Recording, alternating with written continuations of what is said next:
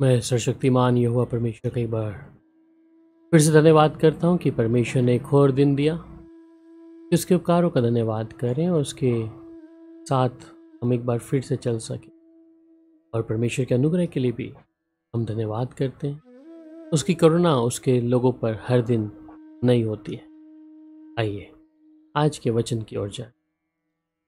प्रकाशित वाक्य है 2 अध्याय उसकी 10 आयत। यह इस प्रकार कहता है, जो दुख तुझको झेलने होंगे उनसे मत डर, क्योंकि देखो शैतान तुम में से कितनों को जेल खाने में डालने पर है, ताकि तुम परखे जाओ और तुम्हें 10 दिन तक कलेश उठाना होगा।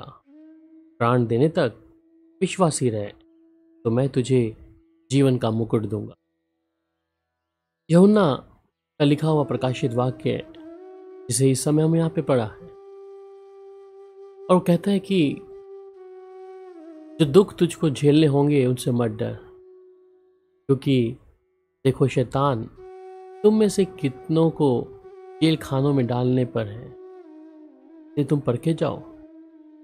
परंतु वचन कहता है कि प्राण देने तक तो विश्वास ही रहे तो मैं तुझे जीवन का मुकुट दूंगा। यूहन्ना यीशु के संग रहने वाला व्यक्ति से परमेश्वर का आत्मा उस स्थान पे लेके गया जहाँ परमेश्वर ने से बातचीत कर और उसे वो बड़े बड़े भेदों को बताया कि वह परमेश्वर की उस इच्छा को जो अंत के दिनों में होने वाली है उस पर जाहिर करे। और यही कारण है कि परमेश्वर ने उसको उस अंत के दिनों की बातों को, कि मनुष्य के जीवन में जो दुख उसको झेलने होंगे उनसे वो एक अपनी सहमति जताकर और अपनी सहानुभूति देकर कहता है कि तू उनसे मत डरना, क्योंकि कहता है शैतान तुम में से कुछों को जेल खाने में डालने पर है।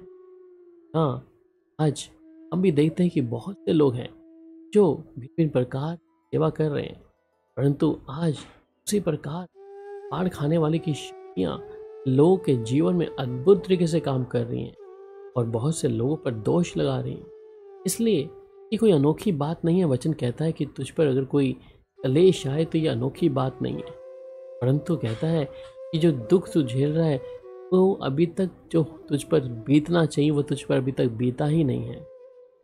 तब कि जिस दुख में या निराशा में या चिंता और समस्या में वो अभी तक सही तरीके से मुझ पर आया ही नहीं, परंतु परमेश्वर का हाथ कहता है कि तुझे प्राण देने तक विश्वासी रहे तो मैं तुझे जीवन का वो मुकुट दूंगा।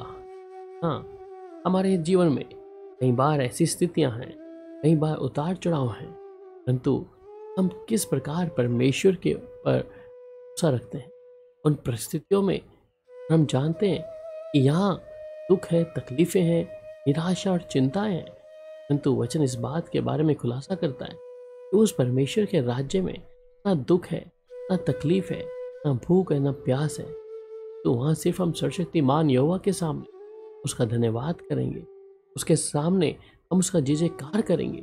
इसलिए कहता है कि तुझे कलेश उठाना होगा, परंतु कहता है कि प्राण देने तक तू विश्वासी रहे। हाँ, आज मैं और एक विश्वासी का जीवन जी रहे हैं।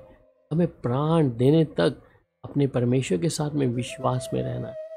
अपने जीवन को अगर हम चाहते हैं कि हम उस अनंत जीवन के वारिस हों, तो उस परमेश्वर से अगर हम चाहते हैं कि वह जीवन का मुकुट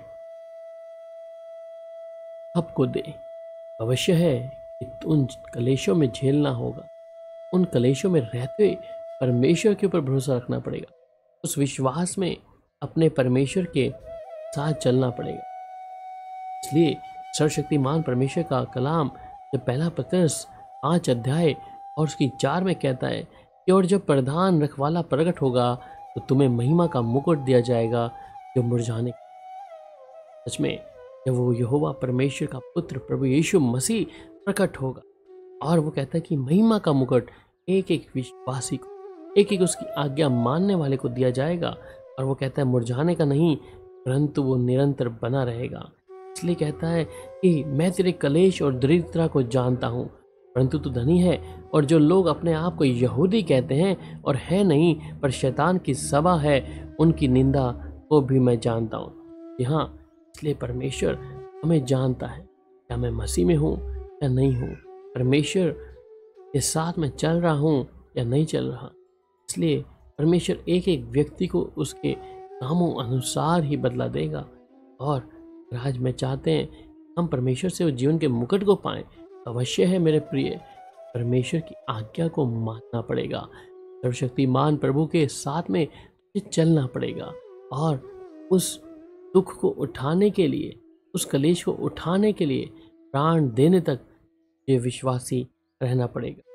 इसलिए आज परमेश्वर का कलाम जो प्रकाश 13:15 में भी कहता है कि और उसे उस पशु की मूरत में प्राण डालने का अधिकार दिया गया है कि पशु की मूरत बोलने लगे और जितने लोग उस पशु की मूरत की पूजा ना करें उन्हें वह मरवा डाले। इसका मतलब हम मसीह में हैं, परंतु आज हमारे जीवन से हम कौन सा ऐसा काम कर रहे हैं जो घृणित है, तो कहता है उन्हें सबको मरवा डालेगा। यहोवा परमेश्वर उन तमाम कामों से बैर रखता है। इसलिए मरकुस 13 में कहता है कि और मेरे नाम के कारण सब लोग तुमसे बैर करेंगे और जो अंत तक धीरज धरे रहेगा उसी का उद्धार होगा। अगर मैं और आप चाहते हैं यहोवा परमेश्वर मेरे और आपके जीवन में उद्धार लाए, के साथ बने रहें। और अगर हम चाहते हैं कि परमेश्वर वो जीवन का मुकुट हमें स्वर्ग में दे, उसके साथ वास हो। प्यारो, हमारे जीवन